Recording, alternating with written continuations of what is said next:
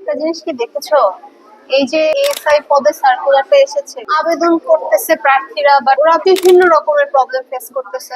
Mostly যে প্রবলেমটা হয়, তারা সকল ডিটেল ইনপুট করে ওয়েবসাইটে, তারা আগে পেমেন্ট করে এবং পরবর্তী আবেদনটা দিচ্ছে না।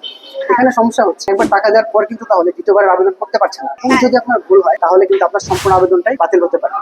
এই জন্য সবার আগে দেখতে হবে আপনার আবেদনটা নিচ্ছে কিনা। যদি আবেদনটা তারা নেয় তাহলে আমার টাকা পেমেন্ট করতে হবে, কিন্তু যদি না নেয় সর্বোচ্চ 1 থেকে 2 দিন অপেক্ষা করতে হবে। তারপর চেষ্টা করতে হবে যেন তারা যথাযথভাবে তারা আবেদনটা সম্পন্ন করতে পারে পেমেন্ট করার মাধ্যমে। কিন্তু এতগুলো ধাপ থাকার পরও মানুষের মধ্যে একটা গাফিলতি দেখা যাচ্ছে।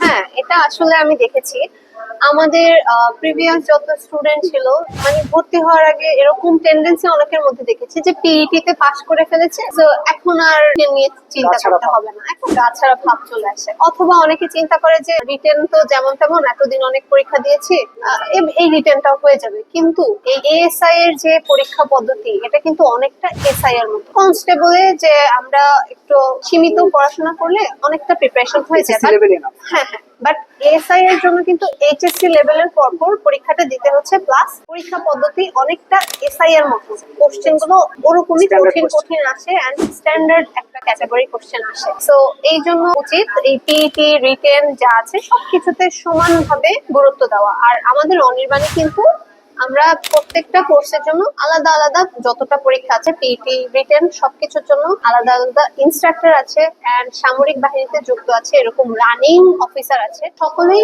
এই ক্লাসে যুক্ত আছে, এন্ড আমরা অভিজ্ঞ অফিসারদেরকে দ্বারাই ক্লাস নিয়েছি।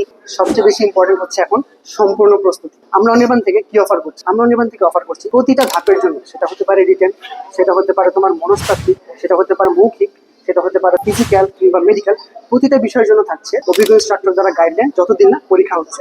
এবং অনির্বাণে চলছে অ্যাডমিশন ফেয়ার, 1 মে থেকে 5 মে পর্যন্ত চলবে। বাংলাদেশ পুলিশের এএসআই পদে পরীক্ষার প্রস্তুতির জন্য একটি বিশেষ আয়োজন তোমাদের জন্য, যেখানে তোমরা সকল বিষয়ের জন্য ভর্তি হতে পারবে। এবং তোমরা বাংলাদেশের যে প্রান্তে হও না, তোমরা চেষ্টা করবে সর্বোচ্চ যেন আমাদের সাথে সরাসরি যুক্ত হতে পারো। তারপরেও তোমরা কিন্তু পারবে অনলাইনে যুক্ত হয়ে যায়। তাই আর দেরি না করে আজই যুক্ত হয়ে যাও অনির্বাণ।